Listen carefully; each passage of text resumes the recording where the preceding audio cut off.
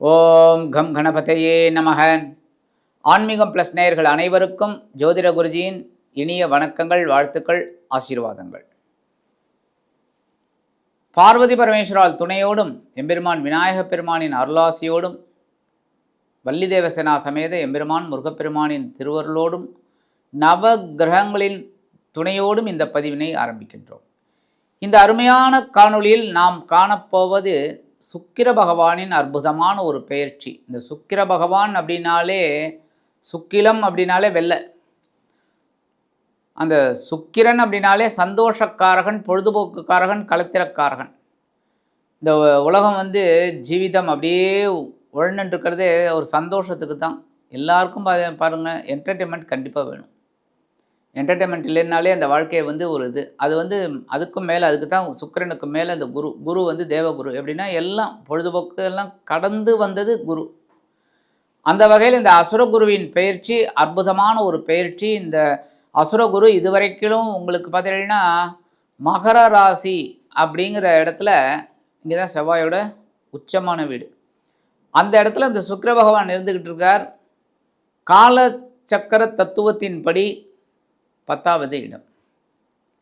இப்போ அதுலேருந்து விலகி 5/2/2026 முதல் 1/3/2026 வரைக்கும் இந்த சுக்கிர பகவான் கும்பராசியில் பயணிக்க போகிறார்.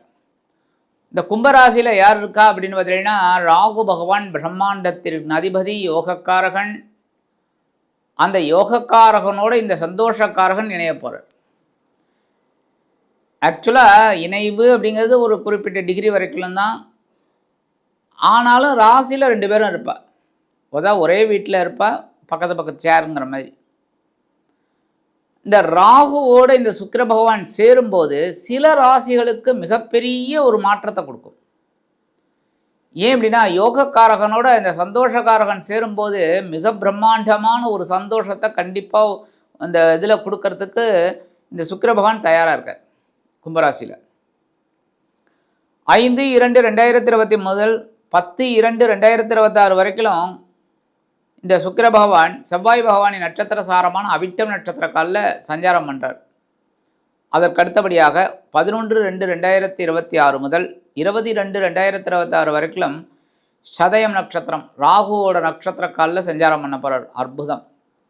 அடுத்தபடியாக 21/2/2026 முதல் 1/3/2026 வரைக்கும் பூரட்டாதி நட்சத்திரம், அதாவது குருவோட நட்சத்திர சாரத்தில் சஞ்சாரம் பண்ண போகிறார். இந்த கும்பராசியில் சஞ்சரிக்கும் காலம் அப்படிங்கும்போது கால புருஷ தத்துவத்தின்படி 11வது இடம் லாபஸ்தானம். 11ஆம் இடத்துல சஞ்சரிக்கக்கூடிய இந்த சுக்கிர பகவான் ராகுவுடன் இணைந்து அற்புதமான ஒரு சந்தோஷத்தை சில ராசிகளுக்கு அற்புதமாக கொடுப்பார். சில ராசிகள் கொஞ்சம் கவனமாக இருந்து அந்த சந்தோஷத்தை நம்ம கவனமாக எடுத்துக்கணும். அந்த வகையில் இந்த சுக்கிர பகவான் கும்பராசியில் சஞ்சரிக்கும் காலம் எப்படிப்பட்ட காலம் என்பதை பற்றி நாம் தெரிந்து கொள்வோம். அதேமாதிரி நிறைய பேர் ஜாதகம் பார்க்கணுங்கிறீங்க. என்னோடய வாட்ஸ்அப் நம்பருக்கு வாங்க, கொடுத்துருக்காங்க கீழே. அந்த நம்பருக்கு வாங்க, பேசுங்க, உங்களோட சுய ஜாதகத்தை பார்த்துக்கலாம். ரொம்ப சந்தோஷம். இப்போ இந்த பதிவுக்கு போகலாமா?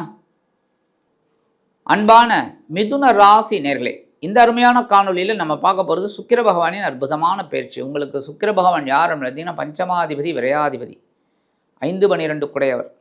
அற்புதம். உங்களுக்கு சாதாரணமாகவே இயற்கையிலேயே கொஞ்சம் கோபம் அதிகமாக இருந்தால் கூட அறிவின் பூர்வமாக எல்லாத்தையும் சமாளிப்பீங்க. குழந்தைகள் அப்படின்னா உங்களுக்கு ரொம்ப ஆர்வம். குழந்தைகள் மூலமாக ரொம்ப ஆர்வம் இருக்கும். குழந்தைகள் தன் குழந்தைகள் மற்ற குழந்தைகள் தான் பார்க்க மாட்டீங்க. எல்லா குழந்தைகளையுமே ஒரு சரிசமமாக பாவிக்கக்கூடிய ஒரு யோகம் உங்களுக்கு. அதே சமயம் குழந்தைகளுக்காக என்ன வேணாலும் செய்வீங்க. ஆன்மீக விஷயங்களுக்காக என்ன வேணாலும் செய்வீங்க. விரயம் எவ்வளவு விரயமானாலும் பரவாயில்லை, குழந்தைகளோட சந்தோஷம்தான். ஆன்மீகம் சாமி கும்பிட்றது தான் ரொம்ப விசேஷம் அப்படின்னு நினைக்கக்கூடியவர்கள். அந்த வகையில் இந்த 5/12 கூடிய அதிபதி எங்கே இருந்தார்னு பார்த்தீங்கன்னா, உங்களோட அஷ்டம ராசியில் மறைந்து இருந்தார். மறைந்த சுக்கிரன் நிறைந்த நன்மையை தான் செய்வார். ஏன்னா 8ஆம் இடம்ங்கிறது மறைவு ஸ்தானம்னாலும் அந்த சுக்கிரன் மறைந்தாலும் உங்களுக்கு அதி அற்புதமான, ஏன்னா இன்பம் சந்தோஷம் எல்லாமே மறைவு தான். நம்ம நினச்சின்னு இருக்கோம். ஆனால் இந்த மறைவு சந்தோஷம் எங்கே தெரியும் அப்படின்னா முகத்தில் தான் தெரியும். அந்த சந்தோஷம் ஒரு நல்ல சாப்பாடு சாப்பிட்டு அப்படியே திவ்யமாக இருந்தோன்னு வச்சுக்கோங்க, முகத்தில் தான் தெரியும். அதனால் இந்த அஷ்டமஸ்தானத்தில் ஓரளவுக்கு நன்மைகளை கொடுத்த இந்த சுக்கிர பகவான் இப்போ எங்கே வரப்போறாருன்னு பார்த்தீங்கன்னா உங்களோட பாக்கியஸ்தானம் அப்படிங்கிற 9ஆம் இடத்துக்கு வரப்போறார். 9ஆம் இடம் அப்படிங்கும்போது அதோட ராகு சேர்ந்துடுறார். ராகு அங்கே இருக்கார், ராகுவோட இவர் சேர்ந்துடுறார். அதே சமயம் குருவோட 9ஆம் பார்வையும் கிடைக்கிறது. எப்பவுமே குரு பார்க்க கோடி நன்மை. இந்த குருவும் ராகுவும் தான் ஸ்ட்ரைட்டாக பார்த்துக்கூடாது, 7ஆம் பார்வை தான் பார்த்துக்கூடாது. ஆனால் இந்த 9ஆம் பார்வைங்கும்போது குருவோட பார்வை மட்டும்தான் விழுது, ராகுவோட பார்வை குருவுக்கு விழலை. அதனால் குருவோட பார்வை உங்களுக்கு கோடி நன்மையை கொடுக்கக்கூடிய ஒரு யோகம். அதேமாதிரி உத்தியோகத்தில் ஒரு தன்னம்பிக்கை இருக்கும், இந்த வேலையை என்னால் செஞ்சு முடிக்க முடியும் அப்படிங்கிற ஒரு ஆற்றல் இருக்கும். அதேமாதிரி தொழில் வியாபாரத்தில் இருக்கிறவங்களும் லாபத்தை நோக்கி பயணம் செய்யக்கூடிய ஒரு வாய்ப்பு இந்த காலகட்டத்தில் உங்களுக்கு கண்டிப்பாக கிடைக்கும்.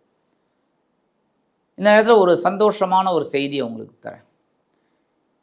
25 பிப்ரவரி நோட் பண்ணிக்கோங்க, 25 பிப்ரவரி இந்த நாளில் உங்களுக்கு ஒரு மாற்றம் கண்டிப்பாக கிடைக்கும். அது இனிமையான ஒரு மாற்றம். அது உத்தியோகம் நிமித்தமாக இருக்கலாம், தொழில் வியாபாரம் நிமித்தமாக இருக்கலாம், குடும்பத்தில் ஒரு சுபகாரியங்கள், இல்லை ஏதோ ஒரு வகையில் உங்களுக்கு மிக பிரம்மாண்டமான ஒரு யோகத்தை கொடுக்கக்கூடிய ஒரு நாளாக கண்டிப்பாக இருக்கும். பிப்ரவரி 25.